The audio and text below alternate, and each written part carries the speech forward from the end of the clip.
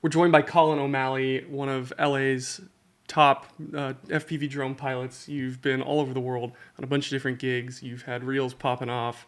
Pretty much everything that a drone pilot can dream of these days. Um, with the industry that is FPV, it has often gets a pretty polarizing uh, outlook by a lot of people. Like some people think it's just a trend, it's just a fad that's going to eventually disappear, while most people that are flying them and they believe in the industry think that it's going to be, continue to revolutionize film and stay for the long haul. What's your take? I would agree. I would say that FPV drone filming is not going anywhere. It's going to progress, and it is already progressed insanely fast. We've seen it go from sort of more traditional sort of DJI Phantom Mavic type drones to FPV sort of breaking into this industry and really sort of paving a new way. And so these pilots that have had a background in flying FPV drones before this world has kind of turned into this have had a little bit of a leg up in being able to use their skill sets to to fly and film. And it's the reason why I don't think it's necessarily going to go anywhere is because uh, film productions have wanted to be able to put a camera, just about anywhere for the longest time. They'll always want to be able to put a camera, where they physically can't. And so FPV drones has probably been one of the biggest leaps in being able to put a camera wherever you want, wherever it needs to be, in dynamic and agile ways. And it's changing movies, things like where you used to have a crane or need to have a crane or a whole production, you can have a drone. And we're seeing dual operator setups that are changing the game for that. And so I don't think it's going anywhere. I agree. 10 years from now, what do you think is going to be the next thing that the drone's going to be doing? Right now, they're flying under through cars and diving different buildings and things for creative shots. What do you think is going to be the next level? I It's hard to say. I think we're definitely seeing a progression of everything getting smaller. Just generally, cameras and everything getting smaller and being able to fit onto smaller setups. Most recently, I've seen someone break down the Inspire 3 Mm-hmm. into just its bare bones, and put that on an FPV drone. So it's it's something to where we're getting these really really high quality camera setups on much smaller and smaller systems, and that allows us to put that camera just about anywhere. Get it where we need to go, and it's taking up less spaces, so we can fit through tinier gaps. We can fly around people safely and on sets. So I think that's sort of a natural progression of it.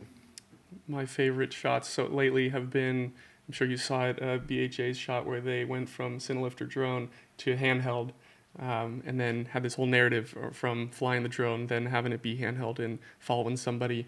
Like Mo and I have talked a lot about different ideas that we can do for that, where it's like you're flying, then you get handheld, then you walk indoors somewhere. Like I think the potential is huge, and Yeah, I'm excited yeah. to see that. How did you? Where's the origin of FPV for you? A lot of people started during COVID. What's your story? For me, I'll say that there's like kind of like a separation of overall remote control and remote control hobby, and then FPV. And I've had been very fortunate that when I was a kid, I one of my very first sort of toys that flew was this thing called Air Hogs, and it was an air compressor airplane. You'd pump it up, and you'd hit the propeller, it started spinning, and you just chuck it in the air, and it'd maybe do one or two loops and come right back down on laying on the ground. There's no control, but I was in love with flight, and so I'd built different RC planes with my dad, kind of growing up, and so I've always kind of had it as a hobby, and I've always kind of enjoyed it. And I had my probably first experience with FPV is when I had purchased a Phantom 2, and I was exploring this world of being able to film with a GoPro on the bottom of it with a gimbal, and was like trying to get shots just line of sight. I was trying to film. I was flying backwards. I was trying to, yaw in the right way to try and get shots, and I'm just guessing where the camera is, and I have no idea. And so I was really inspired to put FPV onto it. And so I found some tutorials online. I found an old 600 milliwatt transmitter, and I soldered it up. I wired up my very first sort of FPV drone, and it was through a GoPro Hero 3, through the HD3 gimbal on a Phantom 2. So you were old school. And that was my very first experience with FPV, and it was kind of addicting, but it was one of the highest latency experience of FPV that I've ever experienced, because you're going through the GoPro, through the gimbal, through this transmitter. So you had to be very, very cautious about getting close to stuff because your latency was so high. Yeah. Yeah. How long ago was that? Oh man, I'd have to look up when the Phantom 2 came out. So like 10 years, 5 years? Yeah, That's 10 like years. early Yeah. 2010s. Yeah, exactly. But it's something to where I had always it had always been a hobby up until the pandemic hit, and that's when things slowed down, and so things got busy for a short bit because I was an IT director for a charter school, and we were all thrown to remote work, and so I had to sort of invent and create some of these systems to allow the school to continue to keep doing what it was doing, but remotely. Yep. And so I had a lot of work up front, and then things got kind of weirdly slow, where it's like, okay, I don't really know what to do with myself, and I had don't know how deep I want to get into it with this question, but found an online community that my good friend and now roommate started, Cash Money. She started this thing called Edit Party, and I found this online community. I started sharing some of the stuff that I was doing, just either through live streaming or sharing some of the stuff that I would catch with my FPV drone, and people were really responsive to it. People were really like, "You're really good. You've got some cool content that you're shooting," and it really started to become infectious. And I really, really wanted to do more of that, and it has slowly turned into what it is now, and now it's a full-time career for me. So it's been quite a bit of a leap and a jump since then, but I'm very, very grateful. Totally. A lot of pilots, I think, started in COVID because they're like, what else am I supposed to do? They find a new hobby, pick up a drone, and then a lot of them are now pretty successful with it. Yeah. How do you think that, it's a pretty interesting background being IT, so you're obviously pretty good with tech. How do you think that translated into your flying? Yeah, so being an IT director and constantly working with computers, I previously had used to work for Apple for about 6 years or so. So I'd always have a big passion for sort of Apple products and that kind of technology. And so it really translated very well to, wanting to tinker. Flying drones is a good portion of it is troubleshooting. You're constantly troubleshooting issues that are arising or popping up, whether it comes building or flying and tuning. There's so many different parts of it that kind of lend itself to, you have to be a geek to want to keep doing this stuff. There's a lot of people that share that they want to fly drones, and I have no doubt that they want to fly it, but it's the 80 to 90% of the other part of it is battery management, is soldering. It's all the other little pieces that you got to kind of enjoy to make this thing a full circle, experience for yourself. It's something, but it's not just the flying. What's the biggest challenge that you've had on a set so far? The biggest challenge that I've had on set, in relation to what you're talking about, gear not working. I was on set for. I was thinking of a recent one was. I was on set for Mr. Beast. This was in kind of the deserts of California. Mr. Beast wasn't on set, so I didn't get to meet him. But I was working with his crew.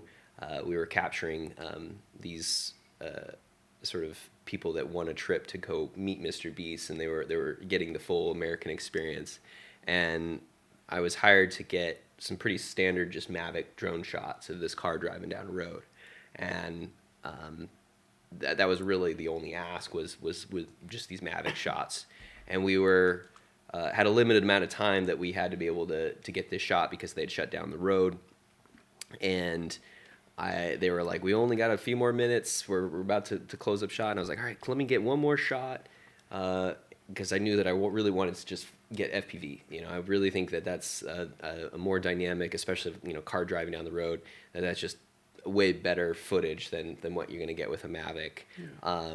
And so I was like, we're going to get this one last shot. So I went, had everything all set. It was pretty much me and just a few other people with this production. So it was really kind of, the pressure was on to make sure that you were, you know, able to produce these shots. And I had police officers waiting, and so that everything was kind of on the line. And I had the quad arming, went to take off, and whoop, all of a sudden it doesn't take off, and one of the propellers had just spun up and flew off. One of the nuts on the propeller wasn't tight enough, and so it just popped off, and it was like the nut was gone, the propeller was gone, and I was like, hold on just a second. Uh-huh. Just pause the production for just a second. Just need me one more quick adjustment. So I ran quickly right into my van, grabbed another propeller, found another nut in my kit. And this is oftentimes where people say, why do you have so much gear? Because you always want to bring backups of yep. everything that you need. Threw a nut on there, cinched down the prop, did a quick hover test to make sure everything was looking good, and then was like, all right, we're getting the shot. And boom, it was able to get up in the air and flew around for them. And of course, the only shots that they used in the production was the FPV shots. They didn't use any of the Mavic shots. So I was very confirming to know that, you know, it was worth it to make sure I got those shots, and that I, you know, made everything happen to make sure I got that. So it was a little bit of like troubleshooting, keeping your cool, and, you know, still while getting the shot. So. Yeah, I mean, that's also a pretty good case study of how good FPV is. It's like, you gave them the standard shots too, but all the only ones they used were the FPV. That's awesome. Yeah.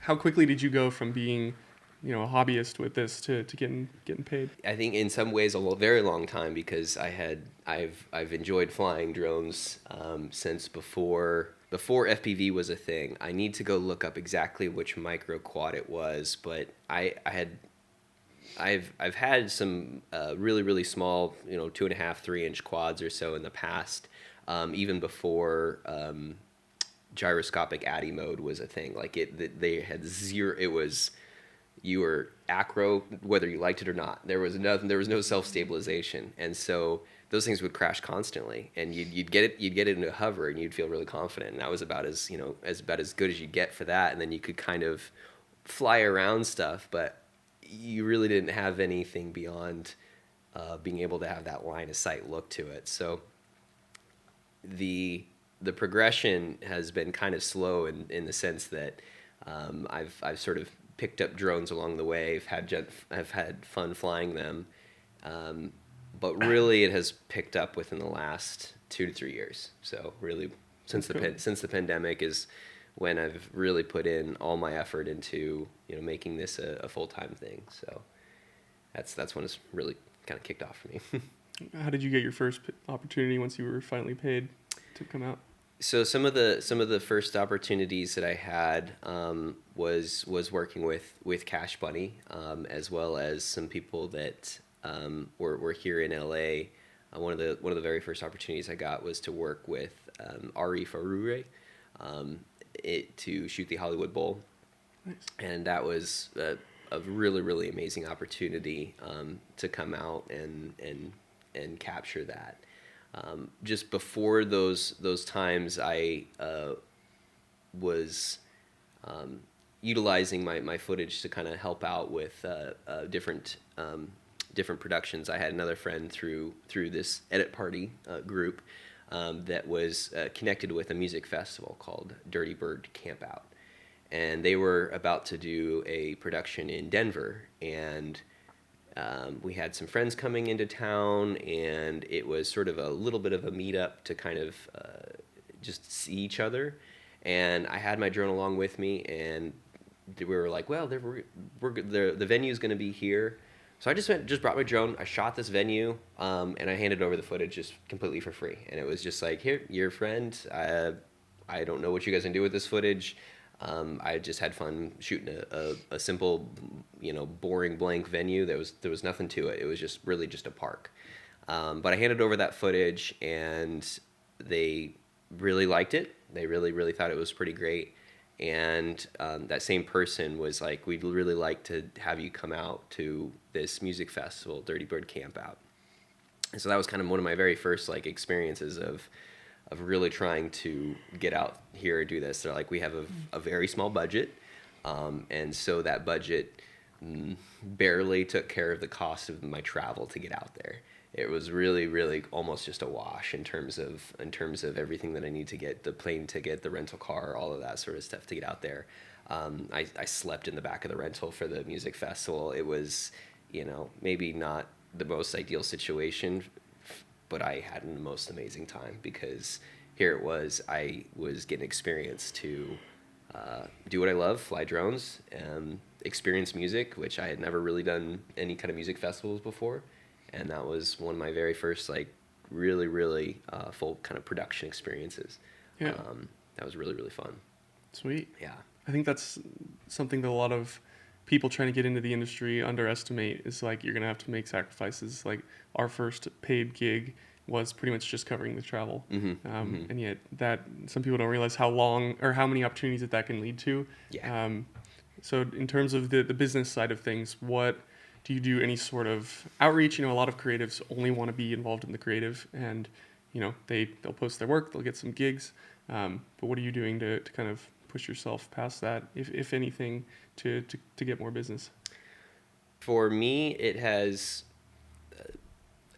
been a little bit of two tracks of posting my content to Instagram, and using that as a little bit of a resume to kind of showcase my most recent work, or the things that I've worked on with other productions and with other companies.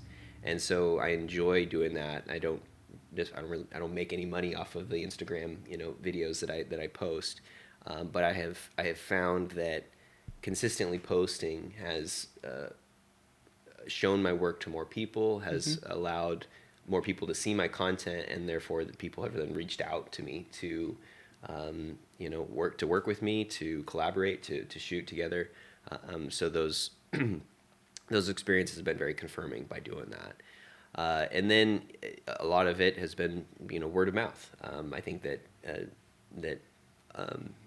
there may be a lot of people that can fly drones, but you also need to be able to be easy and good to work with, and able to produce the content that they're looking for. So you're not only good at flying, which is a very, very important part of it, but it's also, can you work with a team? Can you understand creative direction? Can you have your own creative ideas that you can kind of bring to the table? And all of those things kind of come together to make you a sought after, pilot, that people want to work with, that can continue to produce videos that people want to watch, that are engaging. I think those are all really important factors. It's amazing to me how many drone pilots don't think about the customer service side of the industry. Yeah. Like, to me, I always preach a lot about how that is the most important thing. It's like there's a lot of drone pilots that can get pretty similar shots, but the way that you interact with the client and with the people on set and how they feel when they're working with you is, I think, going to lead to even more of those word of mouth referrals than somebody that just shows up and shoots. Yeah. Yeah. Yeah. If you're offering more than what they hired you to do, then you're probably going to get hired again. If you bring more to the table than just simply flying and capturing shots, they're going to say, this guy was really good. I would hire him again. You definitely, if people are asking, I need a drone pilot, and you can prove that you can shoot in so many different types of situations, so many types of environments, hot, cold, rainy, snowy, there's so many different types of intense environments, proximity wise, RF frequencies, just there's so many different factors that really lend itself to, can you still produce a shot and fly in all sorts of different situations. What do you think is the one thing that you do that separates yourself from everybody else? Or like what the one tip that you can give to other pilots that you think is like the most important I don't know if I of have just anything? yeah. I don't know Because if I there's have. something that sets you apart. You're getting gigs that other people aren't. So why is that? I think there is a sense of creatively choosing your shot while you're flying is something that I've had people comment on when they've watched some of the footage that I've captured. It really stands out to me when they notice that oh wow, you're composing your shots as you're flying. You're thinking through what is going to look good in post, or what shot is going to make it, to the final edit.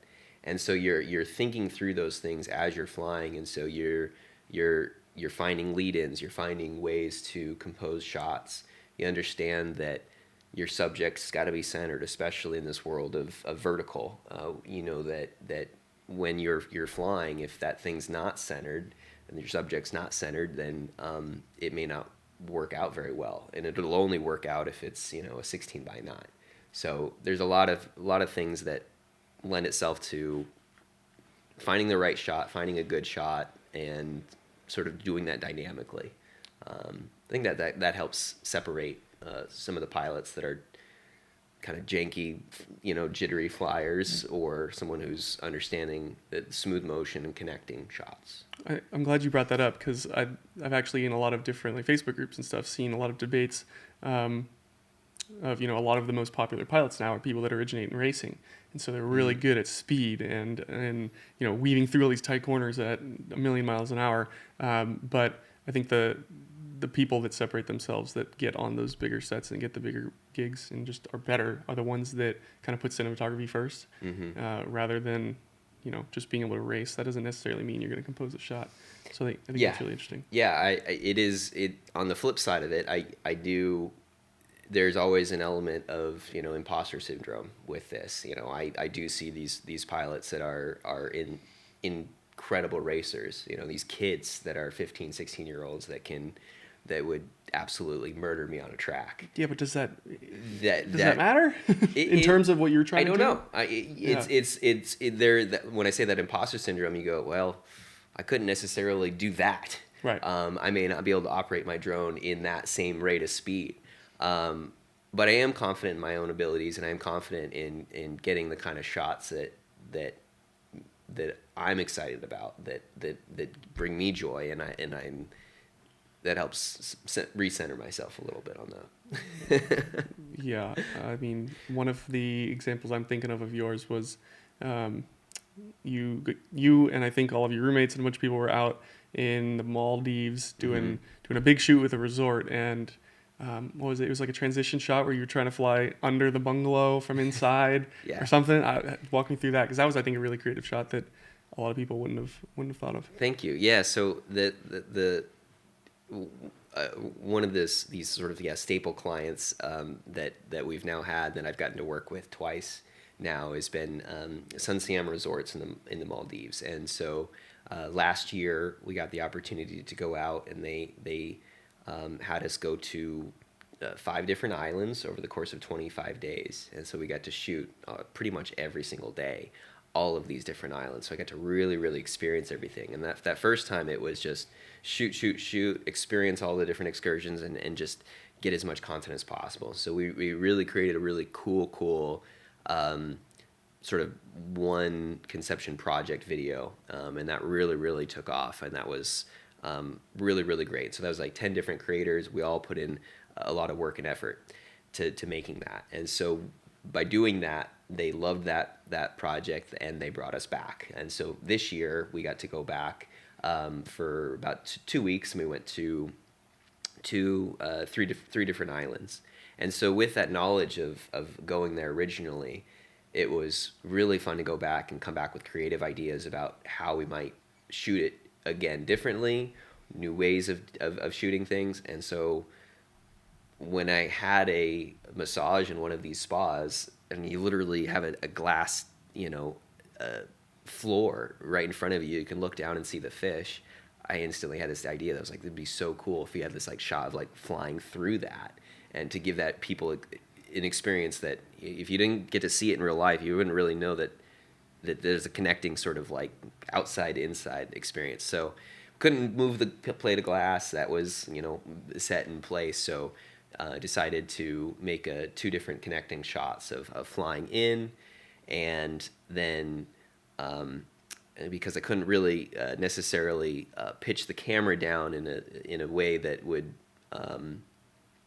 either not destroy the drone or be a weird shot in the zoom side of things.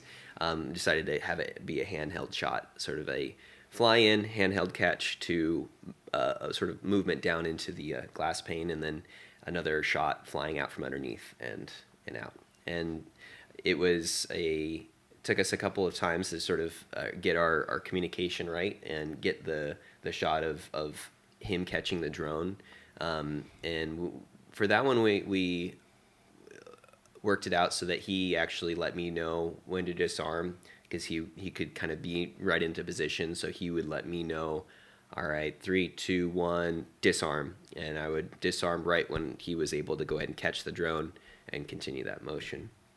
And brought it to post, had a couple of play movements of trying to get the shots to connect, and really happy with how it came out. Yeah, it was rad. If I can ask, how were you guys able to land that gig? Because I think we touched on it a little bit earlier, but being able to, realize that you're not always going to be paid in full every time, but doing things that lead to more opportunities, is very important. Yeah. So when early on in my career with doing this, we had this opportunity to film this resort. It was not a paid gig. It was we were going to have to pay for our own flights to get out there. But once we were out there, our accommodations and food and things like that were taken care of. And so I was so excited to try that out. Luckily at the time I was continuing to do some remote IT work, so that was what allowed me to be able to say yes to a project like that. If I didn't have a little bit of something else going on, I don't know if I could have said yes to that. It would have been an amazing opportunity, but it is an aspect of you still have to be able to take care of rent and all of your other bills and things. So I was fortunate enough to be able to maintain a remote IT job for a while. That I'm no longer doing that, and so now I am full time with flying.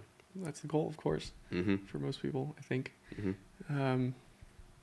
I think my answer to this next question would, at Epic Drone Tours, we do a ton of outreach. So we send, hundreds of emails, messages a day to just get our word out there. But what would you say for somebody that's just starting out? What do you think is the number one thing if you're going to do something to get that first gig, whether it's paid or not? I think that you need to show your work.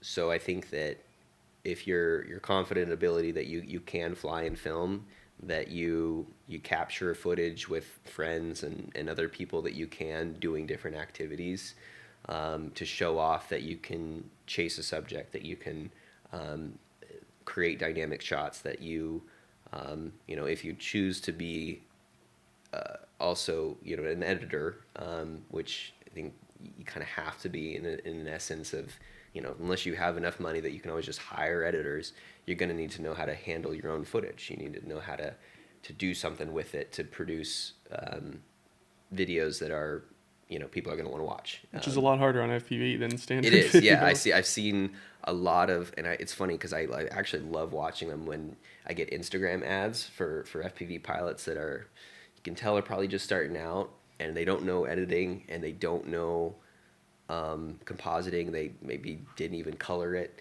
and they're sponsoring their Instagram posts, and I love watching them because they crack me up because it's like a really horrible fly through a really janky house or something, and it's like, rather than putting your money on sponsoring an Instagram post, which I've never done, I don't really believe in that paid. I think there's places for paid advertisements, but if it's something that you're wanting to grow your work genuinely, I don't think that that's the way to do it. But getting out there, shooting content that is things that you're excited about and that show off your skills as a pilot.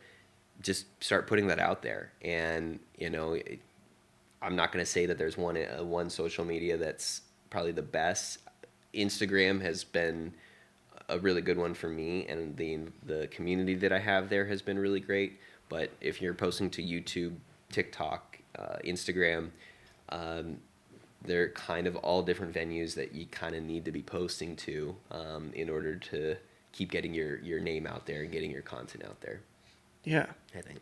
Well, it's just about time to get you flying. But Okay. what you just mentioned about Instagram, it's like these days there's a large thought that Instagram now is kind of dead, and the algorithm screws people over because they only show all the popular posts. Blah, there's a lot of opinions about it, and yet you have kind of cracked that lately. The opposite. You had a video that I thought was awesome. Get I think about 2 million views. You just had another one crack like 100 grand. How are you able to create? One, how are you able to create content that people actually want to watch and that boosts your posts like that? And two, did you think that first one that got 2 million views, did you think it would pop off? Or were you just making it to make it? I was making it to make it. I have a small hesitancy towards jumping on and trying to do some of the trends that I see on Instagram.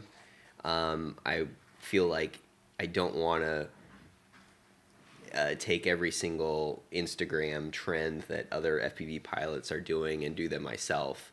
But some of them, I feel like if I can do a small spin on it or my take and do a little bit of a different view on it, then I'm gonna try it. And so it's a bit of a funny story. That night turned out to be one hectic, crazy night because I went out to go shoot with a buddy of mine who's a fantastic photographer.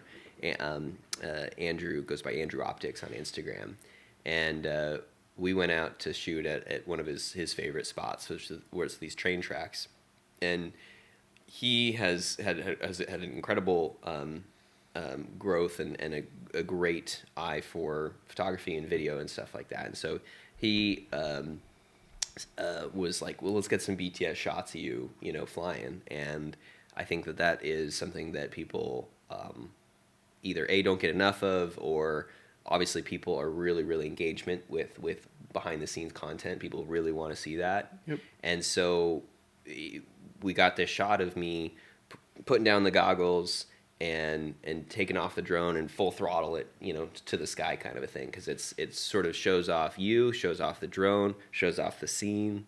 And then I just went for a flight. I just had a fun, just ripped around, got close to the tracks, just had it in, just a fun little rip. And decided to take those two clips, put it together. I had seen some Instagram trends of what you see versus what I see, or what you see versus what the drone sees. And so I'd seen some versions of that. And so I was like, this seems like a good fit for that trend. Those two clips worked pretty well for that to kind of work together. And so I didn't think that it was going to be a viral post. I kind of thought that some of these things, it might get picked up by the algorithm maybe more than my normal posts, because I'm using something that's a little bit more trending. I'm using the text editor within Instagram, and those things all kind of lend itself to really popping off. But it took a week. But when I posted it, it was about a week later that it was all of a sudden starting to just like really grow. So I didn't know, and then my Instagram notifications like weren't keeping up. I was on a shoot. I was at a festival, so I was working, so I didn't really pay attention to it much. But I woke up one morning and my post had hit 1 million views, and I was just like, "Whoa!" I never knew that something could get that much reach. Right. And so the followers started to slowly trickle up, and I think it got probably a little over 3,000 followers from that one post, and that took me from about 6,000 followers to over 10,000 awesome. in just a couple of days. And that was a really was a fun milestone to hit that 10K number of followers. It in some ways doesn't mean anything because it's just a number, but it is a fun milestone, and shows to me my progression and growth of the content that I share. Yeah, I mean, I think that's awesome because, one, I think that posting behind the scenes, things like that, nobody's doing enough of it. That would be my tip. If anybody is going to do anything different, show yourself more, not just your work, because people buy from people and they want to see you. They want to get to know you, and not just your shots that look the same as everybody else. But you going into it and without the goal of going viral and just doing something that you think is cool and posting it, I think it's important because a lot of people try to curate things to I have fit it. constantly juggled and struggled with trying to post consistently, and that is something that I don't know, it'll probably hit me in a couple of weeks that I'll fail again, but I have finally found a little bit of a groove for myself of posting a couple times a week. I tried the daily posting things for a little bit, and I think if you're really trying to be only an Instagram influencer or just an influencer in general, that might be the way to go. But for me, I like to have a balance of client work and being able to post stuff on Instagram. Maybe eventually being able to get some type of influencer type, jobs. But for now, I really enjoy the relationships that I have with clients, and then being able to sort of have my relationship with my audience on Instagram. Yeah, and that audience and your interaction with it is going to lead to more work without necessarily. You don't have to be an influencer to have a lot of a big audience. Exactly. Yeah, there are drone pilots that have 1,000 to 4,000 followers that are insanely good drone pilots, and they're not necessarily posting all of their work because they're getting work and they're doing good at what they do. Yep. And I think it's great to not have to post. If you don't have to post to continue to grow your career, I think that's even better.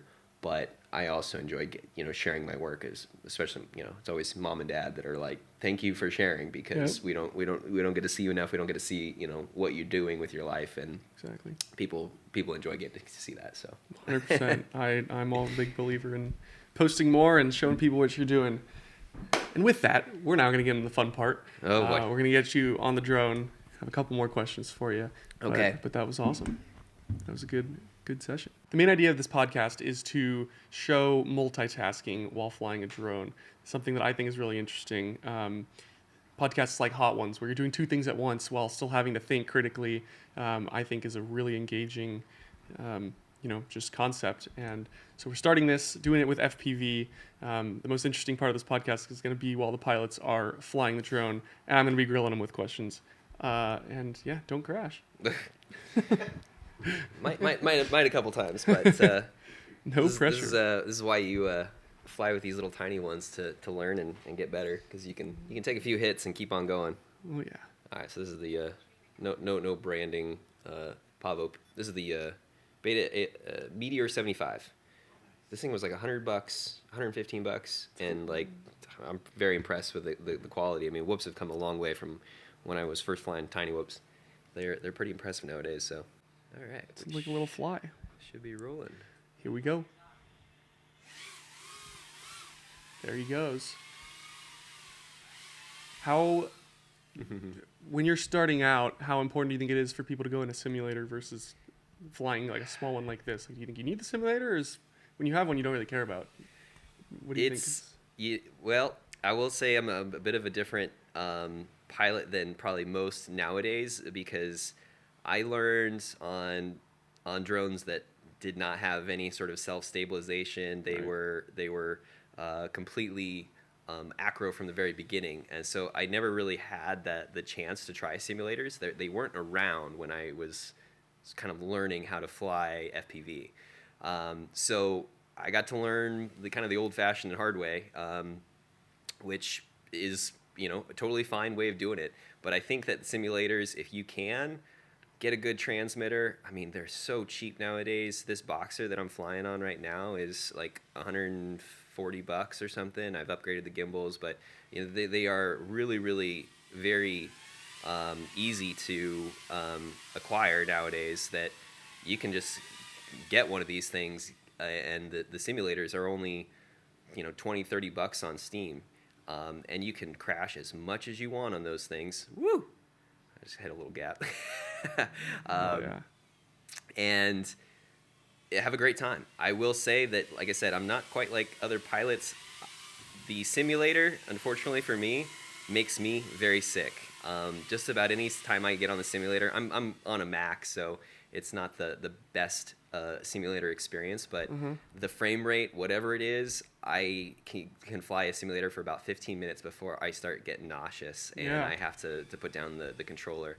I can fly under the goggles for hours and hours and hours without having any sort of nauseous feeling at all. I really feel pretty confident and really great flying with a little bobble there, little wire.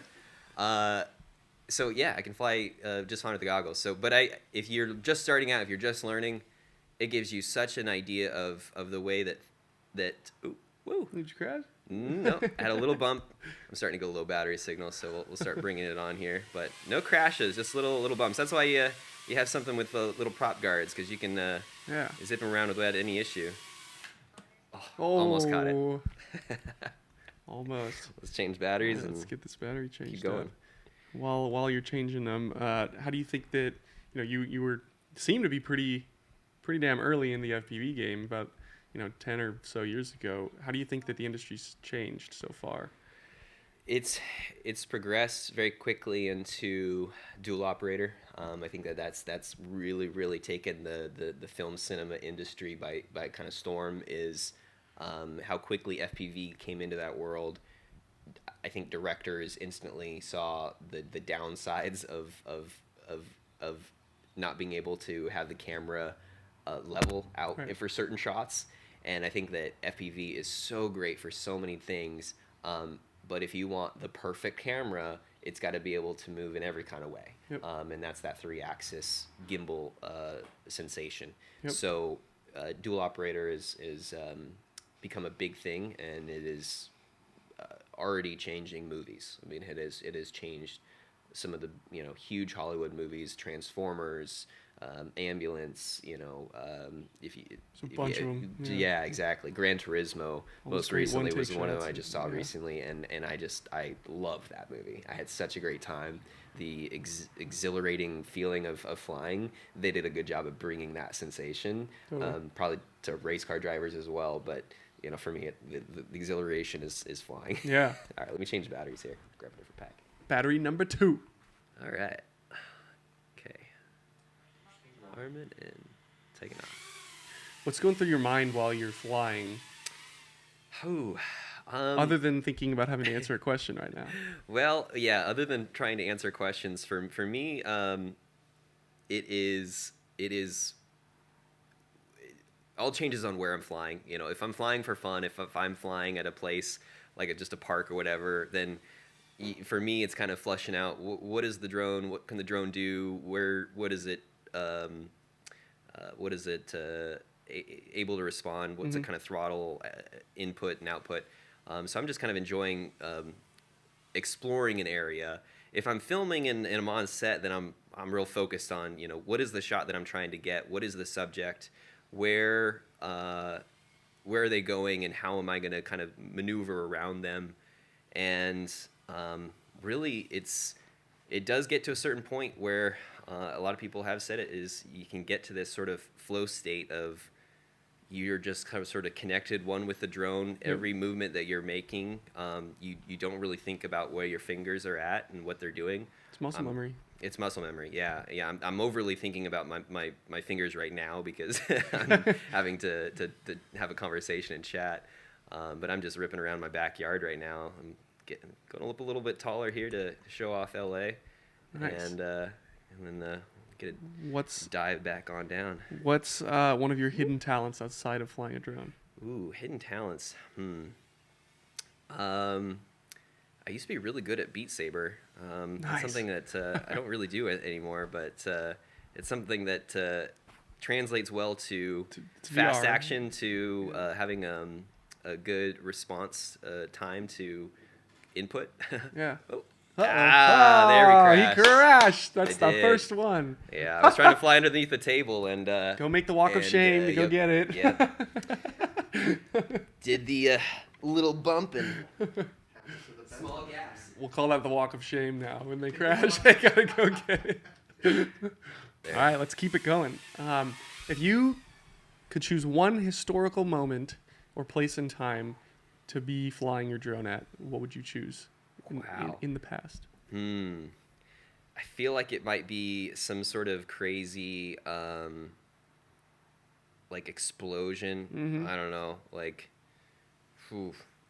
yeah, like having like Chernobyl or something like that. Yeah. Like something crazy would be really, really nuts. Like I would like to do Chernobyl because then I can be at a nice safe distance Mm-hmm. and pretty fly damn far away. fly my FPV through some crazy gnarly experiences rather than risking the lives of those pilots on that helicopter that crashed. We could have hopefully sent in a drone. I think that's what they would do nowadays. I'm Yep. sure. What personal achievement are you most proud of in your life? Personal achievement. Well, we'll keep this in line of drones. One of the very, very first shoots that I was ever on was a shoot for Microsoft Surface. And I knew that I was going to be the second pilot, not the first pilot, not the primary pilot on the shoot, but the secondary pilot. Didn't know who the primary pilot was until basically almost the day of filming.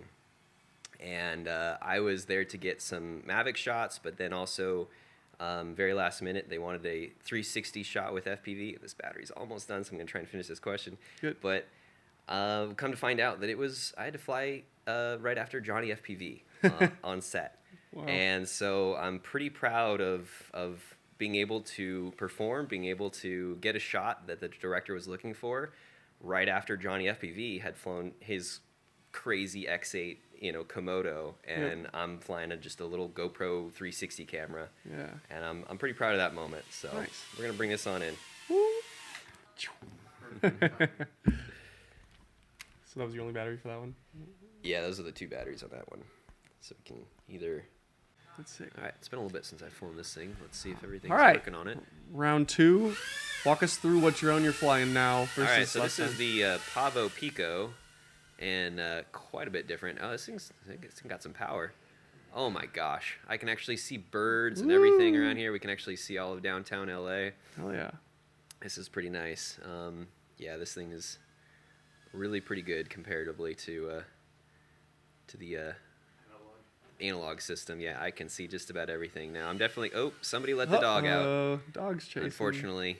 All right. Who has been your biggest? Ooh, there you go. Who's the guest outside? This is so Cash Bunny's currently outside right now, and she's Getting the dog? She's kind of ranging the dog around a little bit. Who's been your biggest hero or influence in your life so far? Ooh, that's a good question. The audio on this thing sounds oh so good. It's so low, it doesn't buzz that loud. My biggest influence, I gotta say, is probably my dad. My dad is an incredibly inspirational guy. He's a guy who climbed Mount Everest, who has supported me through all of these technological toys and tools. He's really supported me throughout my entire life, and I really, yeah, it's my dad. Awesome. That's a good answer. What are your top 3 favorite musical artists, or who do you listen to the most? Well, I'm gonna go with. It's always hard to say that of who my favorite artists are. I'm gonna probably go with who I've been working with recently, and recently I've been filming John Summit and Dom Dalla, and they're just fantastic guys. I love their story. John Summit used to be an accountant before being a DJ, and now he's doing that full time. So it's so cool to see inspirational people, creative people that used to do something completely different before the pandemic or whatever to now doing work completely different. Pretty similar to you, right? Yeah. That's awesome. I asked you what moment or time you'd fly in. What's one fictional setting, like a setting in a movie or from a book that you would want to fly through? Ooh. That is a good question. I would really like to fly. I'm having to keep an eye on my dog so she doesn't. I would say flying attack the drone. Death Star in Star Wars. Yeah, flying the Death Star would be a pretty amazing one. I think that anything in Star Trek would be pretty amazing. I think flying around Hogwarts would be pretty cool too. that would Like be just sick. dive bombing Hogwarts would be a pretty amazing place to fly, and then like chasing Quidditch. I mean, how awesome would that be? My dog is just having a field day out there. It's probably making some good footage, huh? With the dog. She's just having a field day with her toys. Just about the end of the battery. Yeah, getting close. All right, where do you see yourself 5 years from now? You've had quite a last 3 years, and with the big advancement of your career, where do you see yourself in 5? I would love to see myself on a Hollywood production. Nice. I would love to be on a Netflix movie, to film with a Hollywood crew. All right, this battery's done. We're gonna come on in here. Which pilot do you want to fly with the most? I know you said Johnny FPV earlier. Is there any others that you be on set with? I got to fly with Johnny FPV. He's a great pilot. He's pretty amazing. Benoit would be another pilot that I would love to meet in person. I really the community is still fairly small in some way, so it's really kind of Totally. cool to be able to stay connected with a lot of these pilots through Instagram that I've never even met in person, and a good portion of them. Everybody knows everybody. Yeah, it's a small community still, so I like Awesome. One more battery that. Yeah, for the last question. This is fun. What do you think so far? I like it. Yeah, I like the format. I'm really hoping that auto recorded on that last one, so I'm gonna make sure that this is recording for sure on this one. The other one like auto records. This one is a little finicky, but I think it was recording. Sweet. No worries. Woo. That's a little powerful guy. Yeah, it is pretty powerful. What is your dream location to fly around the world, whether for work or just personal? One of the things that has been something that I've really wanted to fly for a very long time, ever since I saw it, is every 4th of July in Alaska, they send these old wrecks of cars off a giant cliff. I know what you're talking about. They just send them off. That's so sick. And the only footage that I've ever seen is like from a GoPro inside one of them. And I just think that they are desperately in need of like FPV footage of that. And how cool would it be to go flying after a car, That's going just going to its death at the bottom of a cliff? Like, I would love to get that shot. And I'd probably even like full send a drone at least once into the car with the shot. I mean, just to maybe get that shot. You're going out there, you might as well. Yeah, exactly. I think that would be pretty fun. We're definitely gonna figure out who runs that, and we're gonna get a hold of them, and we're gonna make that happen, because I think that would be awesome. I would love that. What do you think are the, outside of technical skills and flying ability, what are the most important like soft skills that an FPV drone pilot needs to have? Well, Like we talked about customer service. Yeah, customer service is a huge part of it, and I think obviously video editing, being able to handle your footage and know what to do with it, how to basic stuff. You don't need to be a VFX master, but you do need to have the knowledge that when directors or clients are talking to you about what they want, you need to be able to understand and be able to speak their language, and that's definitely a big part of it. You a coffee or a tea guy? I'm a coffee guy. I love making my own coffee. I've got a fancy little machine that I make my coffee with every morning. When I'm flying music festivals that I get to travel to, I have a self-converted van that I have a whole bunch of solar panels on, 400 watts of solar. And one of my favorite things is being able to make coffee in the middle of nowhere, just with the power that I have from the sun. Hell yeah. Charge my drone batteries from the sun. It's a beautiful thing. Amazing. Favorite car brand? What's your dream car? Ooh, it's probably my old car is my old Subaru, my Subaru WRX. That was I one love of that. my favorite cars. Everyone would say, Lambo or Ferrari or some, crazy car, and you're picking your old Subi. Yeah, my old Subaru is definitely one of my favorite ones. I mean, I'd take a Porsche. I've just never driven one, and so I don't know what the experience is like. I'm definitely a utility over like speed guy. Like it's the reason why I drive a van as my daily is because I can take all of my drone gear and everything I need with me, and I would much rather being able to, you know, pick off and stay anywhere in the middle of nowhere with my vehicle rather than having something that I can barely fit, 2 or 3 other passengers in. Yeah. Well, how do you want to be remembered? Like, what do you want your legacy to be, both as an individual and a drone pilot? I would like to be known as a very competent and good drone pilot. I Of course. don't claim to be the best in the world, but I think that I can have a consistency around getting the shots that clients are looking for, and this battery is done, so I'm going to need to come on in here.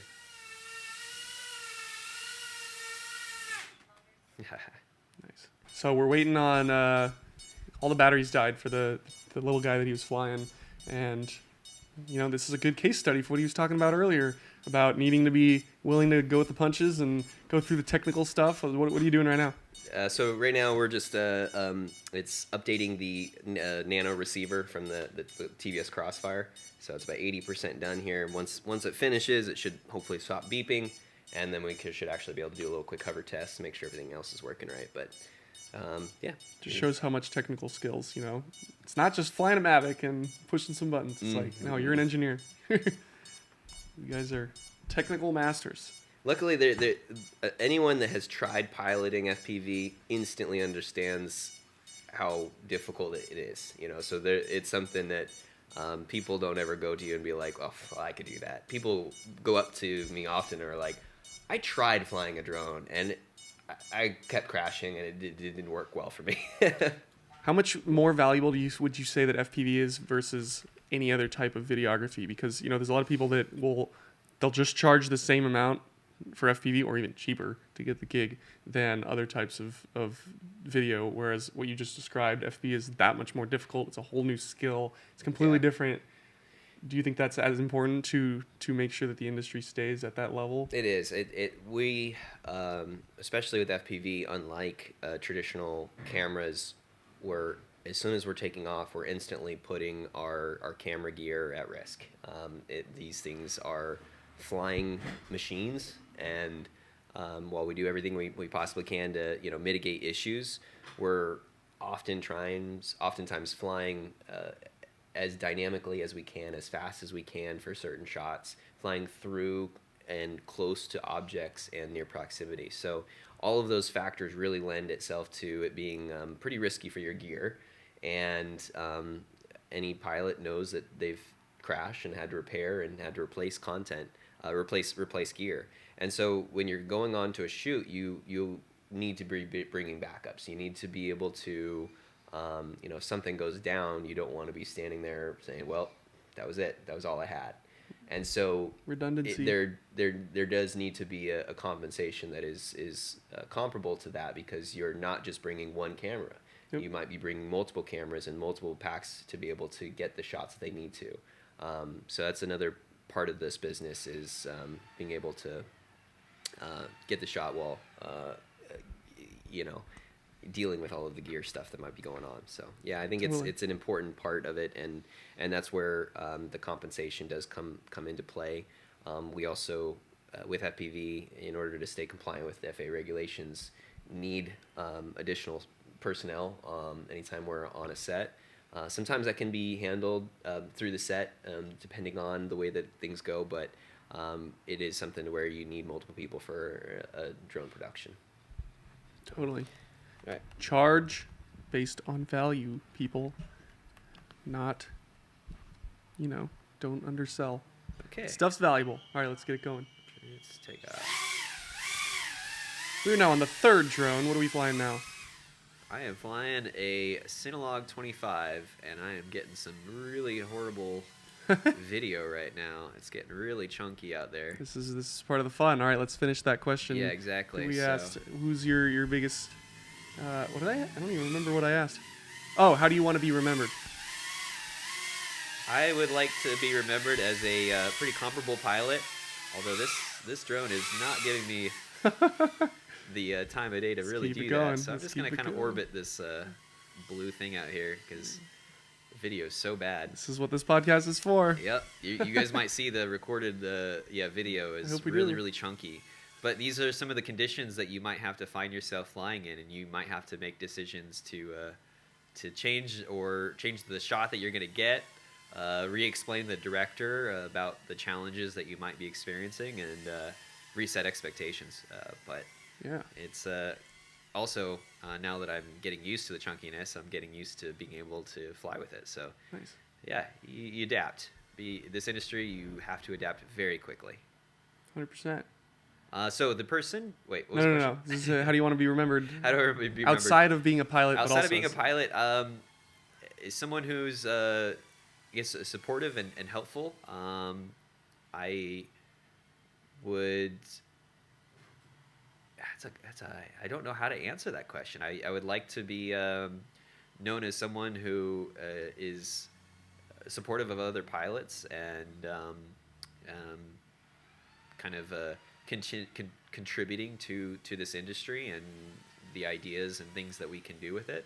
So I think that's kind of what I'd like to be known for in some ways. Yeah, absolutely. What's the biggest personal obstacle you've ever had to conquer? I think a part of it is imposter syndrome and feeling like there's always better pilots out there, which there are. There's better pilots out there, but I have to constantly remind myself that I could bring a very unique perspective to the tight cap. A unique perspective to what I produce, what I shoot, and I'm proud of that. 100%. It's showing. So I stole a tradition from the podcast Diary of a CEO where the one guest asked the next guest a question, and the last guest, which was Mo, who's filming this, his question was, what brings you true joy? Ooh. I think coming down after a flight, knowing that you got the shot, and taking off the goggles and getting to rewatch it in HD. I mean, the feeling of being able to, you get to experience with FPV. You get to experience the shot twice. Once while you're flying, and then again when you get to replay back that footage. Yep. And there's just something about that experience and that sensation that's just so much fun. I love that. What about outside of piloting a drone? What was the question? What brings you true joy? What brings me true joy? Right now, it's probably it's a toss up, but it's probably my dog. Yeah, my dog brings me true joy. I knew you were going to say that. Yeah, she's an amazing pup. Oh, I just put it in a planner. That's a perfect way to end. That was the last question. Yeah, how'd you like that? That was fun. That was a really fun experience. It was challenging to fly and answer questions at the same time. Yeah. But it's also a skill that we find ourselves having to do on set sometimes. So Getting yelled at and it's- pulled in a million it's good, directions yeah. while flying. Awesome. Well, thanks for doing this with me and making the good content and Dude, answering the questions for to sure. everybody. I had a great time. Good luck. Thank you so much. Good luck going down the road.